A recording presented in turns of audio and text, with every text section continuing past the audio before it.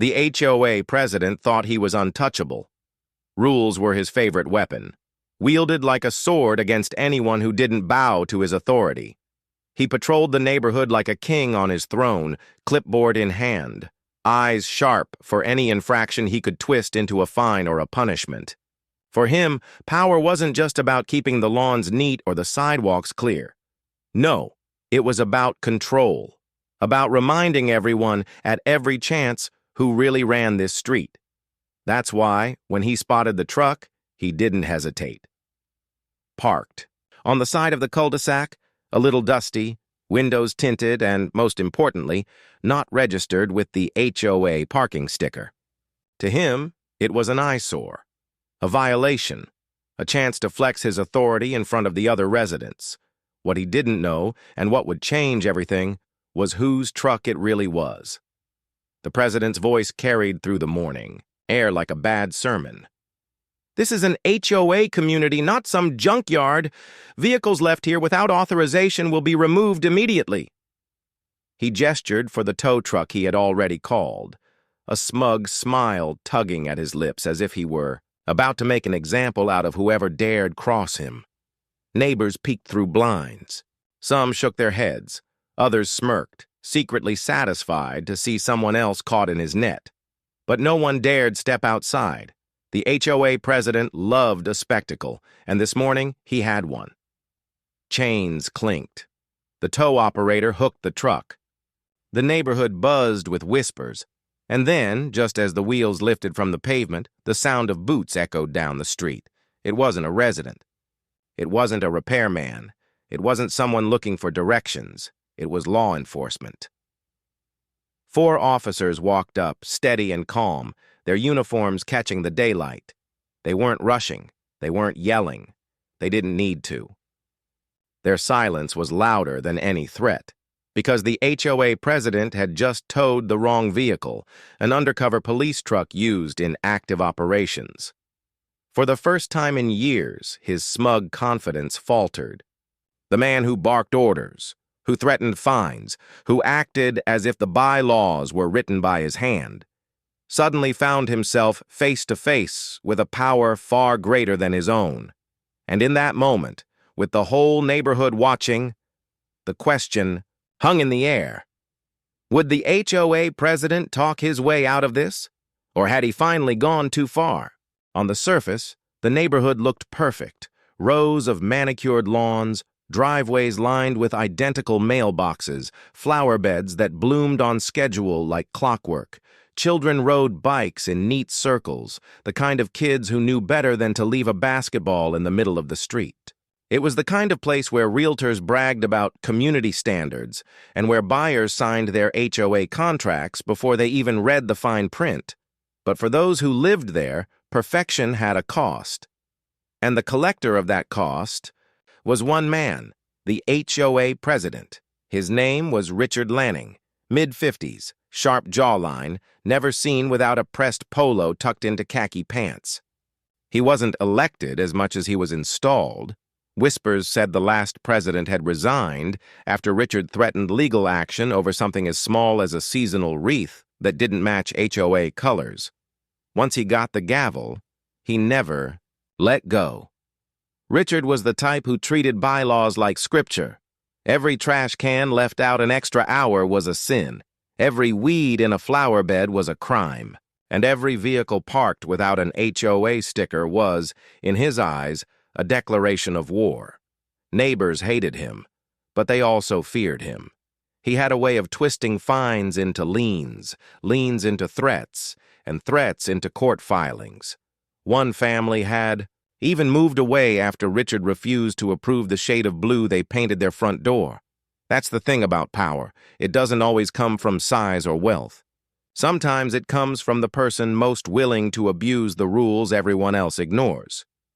And Richard loved rules. Meanwhile, a few streets over, someone new had quietly moved into the neighborhood. He didn't make much of a splash. No welcome. Party, no long introductions. Just a man who kept to himself.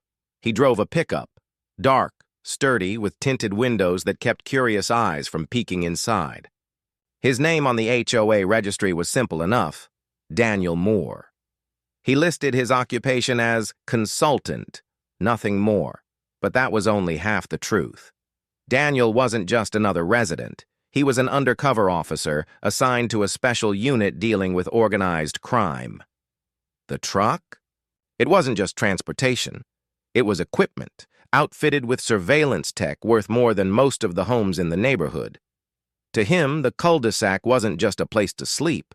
It was cover, a base where he could blend in, unnoticed, while working cases far bigger than parking violations or lawn maintenance, and that's what made him dangerous to Richard.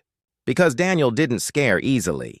He wasn't intimidated by letters stamped HOA legal notice, or Richard's habit of standing too close when he delivered warnings. He wasn't impressed by titles like President of the Association. In fact, Daniel barely noticed him at all, and to Richard, that was the greatest insult. The first sparks flew one Tuesday morning. Richard spotted Daniel's truck parked along the curb. No sticker, no registration in the HOA files, no permission. Slip. To Richard, that was all he needed. He marched right up to the vehicle, circled it like a predator inspecting prey. Dust on the tailgate, tires a little too close to the edge of the driveway. He scribbled notes on his clipboard, muttering under his breath.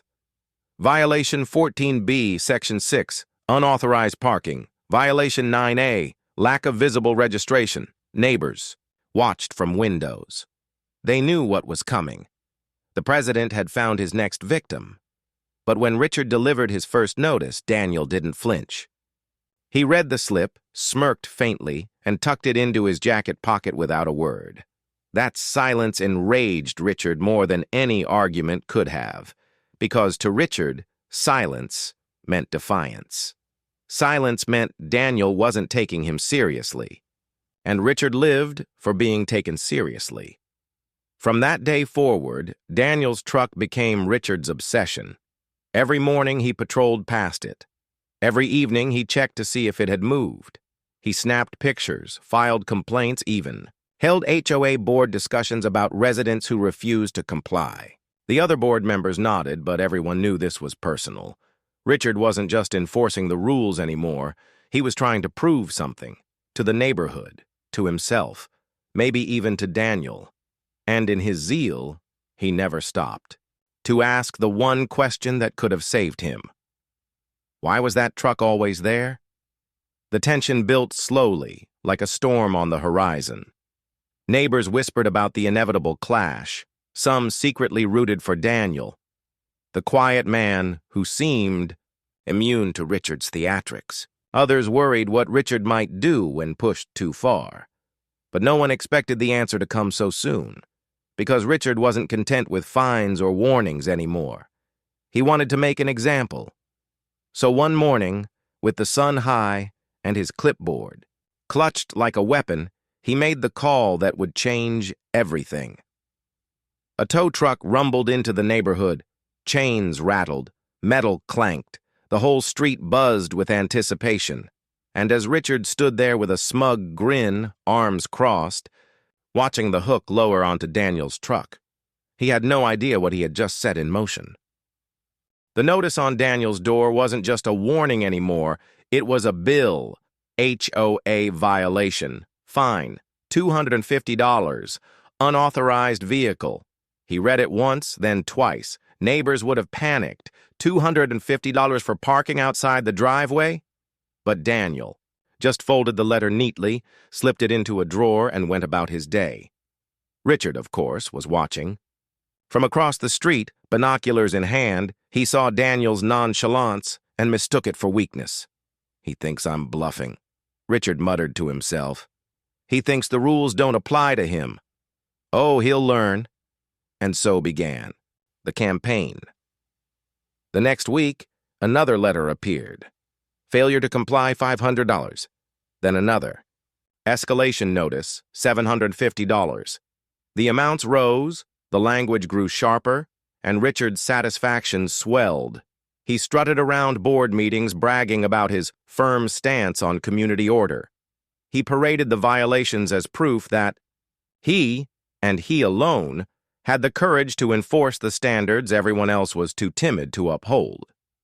"Some of you might not like the methods," he told the board, tapping his clipboard like it was a judge's gavel. "But without order, we have chaos, and without me, we'd have chaos." The irony, of course, was that chaos was exactly what he was creating, because word had spread fast. Residents whispered over hedges, swapped theories at mailboxes. Who was this Daniel Moore, and why wasn't he buckling under Richard's pressure? Why didn't the fines scare him off like they did everyone else? For the first time, people started to wonder if maybe, just maybe, Richard's authority had limits. That thought terrified him. Richard's obsession grew pettier by the day. One afternoon, he stopped in front of Daniel's house with a tape measure.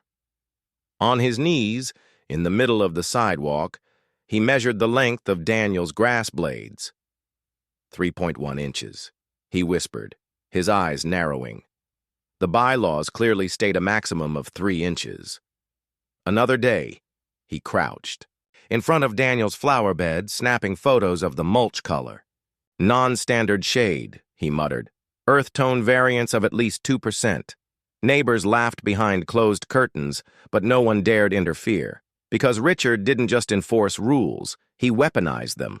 Those who crossed him often found surprise fees, delayed approvals for home repairs, or sudden anonymous complaints about their property.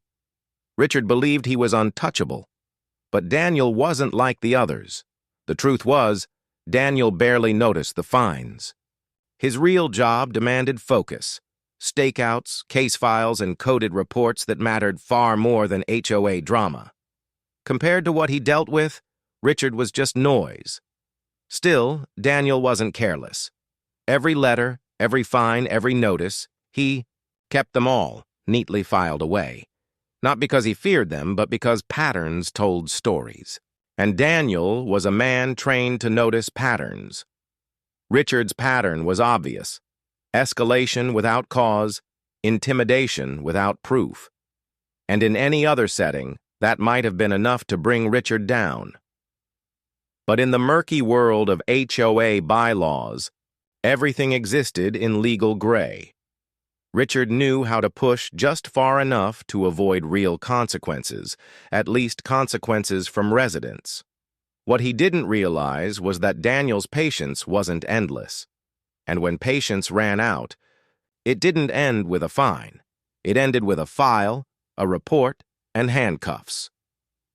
But Richard wasn't slowing down. When fines didn't work, he escalated to harassment. He called tow companies late at night, describing Daniel's truck as abandoned. He left voicemails threatening legal action. He even slipped passive-aggressive notes under Daniel's doormat. "This is your final warning. Our community does not tolerate disobedience. Respect the HOA or leave." Still, Daniel remained calm. He never raised his voice. He never threatened back. He simply went about his days, letting Richard dig deeper and deeper into his own obsession, and that infuriated Richard more than any confrontation could have, because control meant nothing if the other person refused to play the game. By midsummer, the neighborhood had become a stage. People gathered at their windows, watching the battle unfold like it was the evening news. Kids whispered about the truck man and the clipboard. "King!"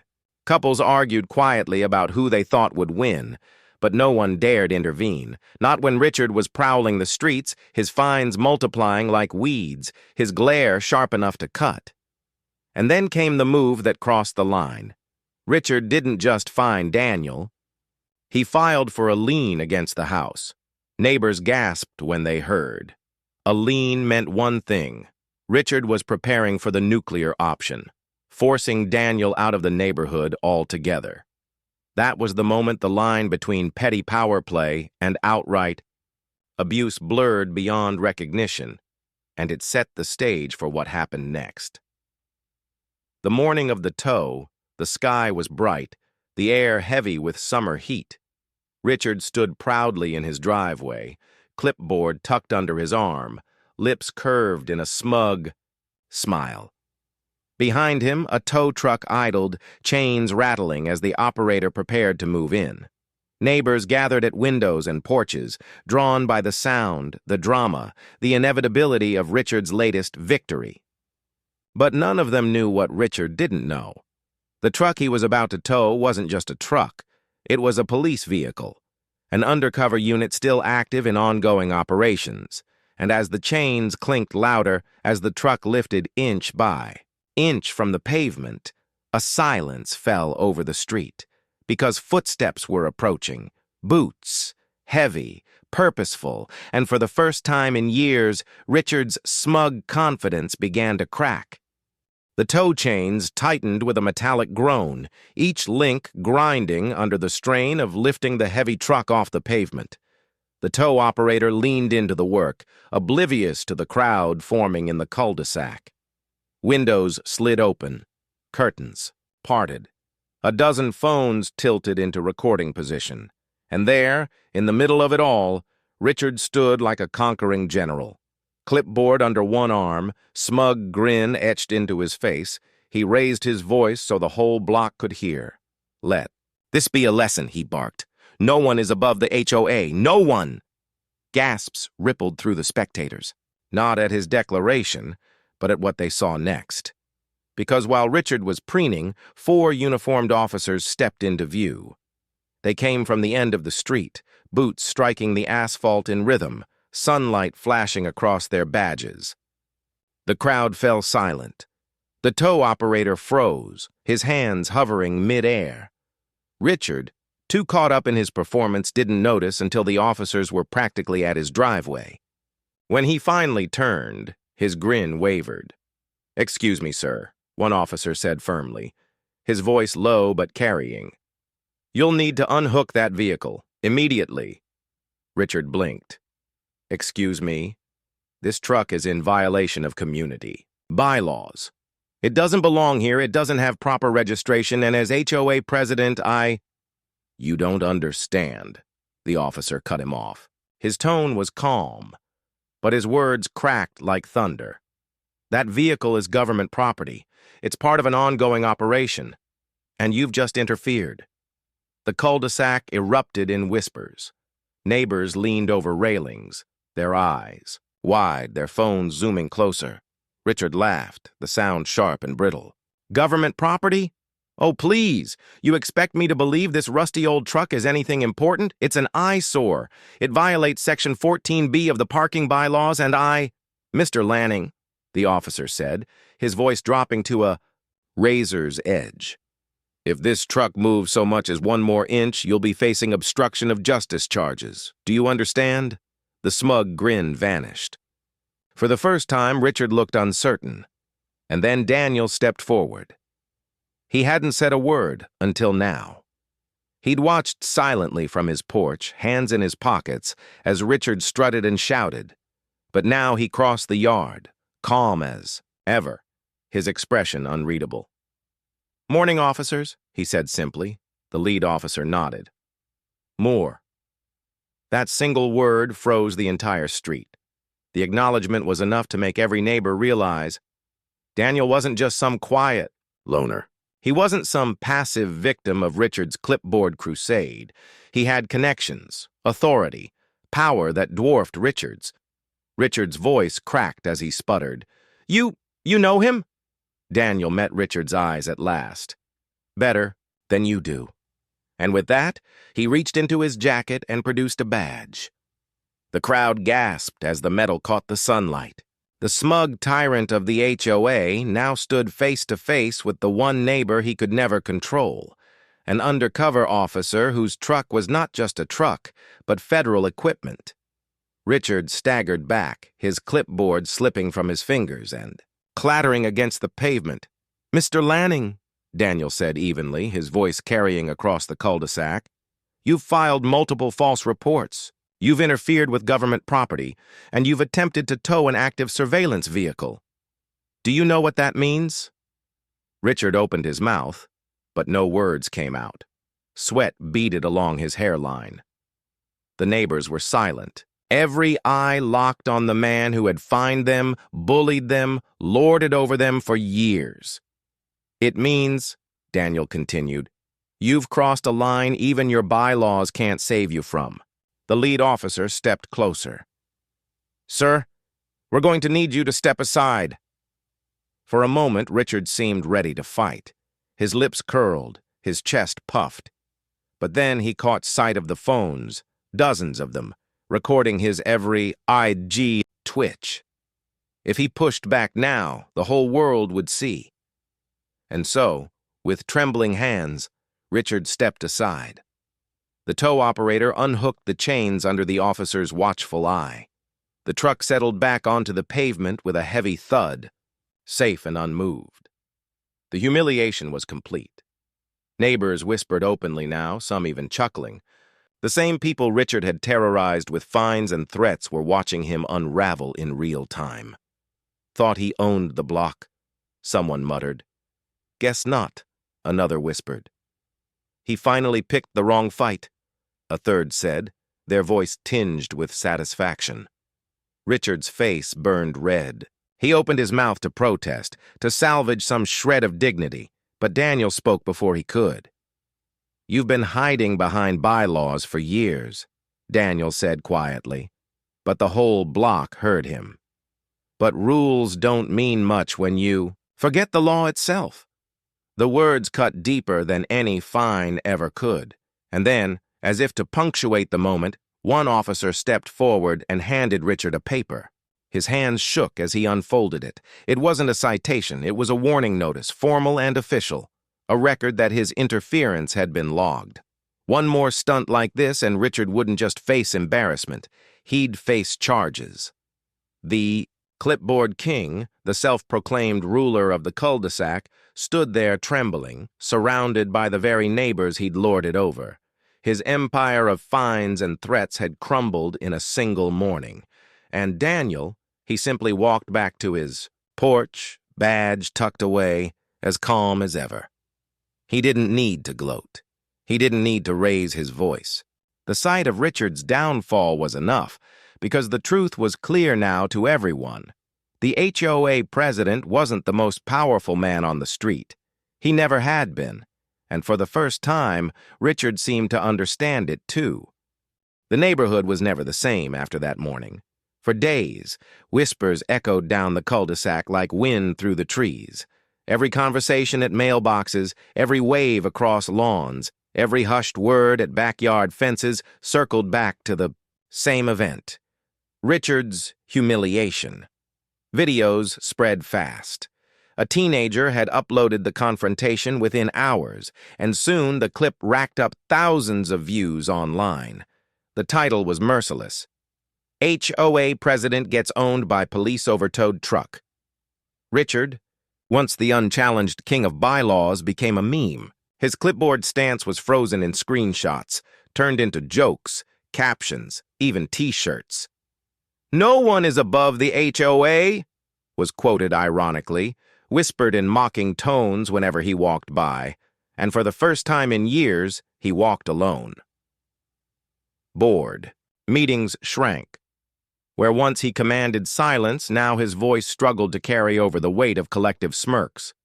When he threatened fines, residents asked questions. When he rattled bylaws, they quoted back the law. His power had always depended on fear, but fear was gone. The warning from the officers had clipped his wings. Every move was under a microscope. No more late-night calls to towing companies. No more secret fines slipped under doors. He was still HOA president technically, but only in name. His authority had evaporated in the summer heat, and he knew it. Daniel, on the other hand, remained unchanged. He still drove the same truck, parked in the same spot, as if daring anyone to try again.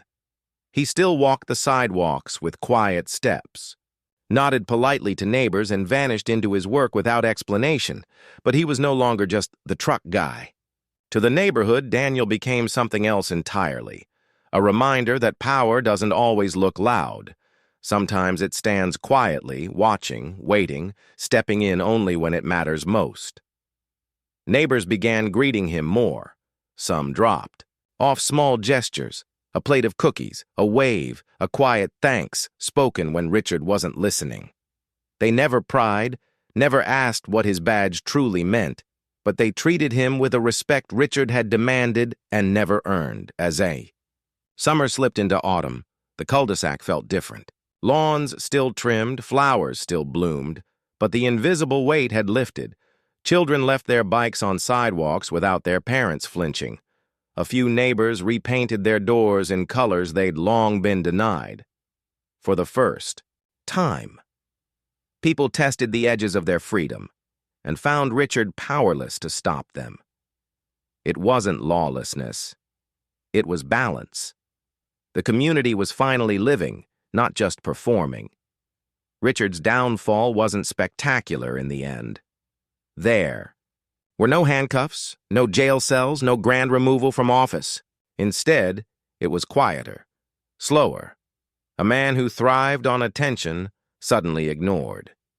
His speeches at board meetings fell flat. His warnings went unanswered. Even his allies on the board drifted away, unwilling to sync with him. One winter evening, the HOA newsletter carried a small announcement. Richard Lanning has stepped down as HOA president, effective immediately. We thank him for his service. No one threw him a farewell party. No one asked him to reconsider.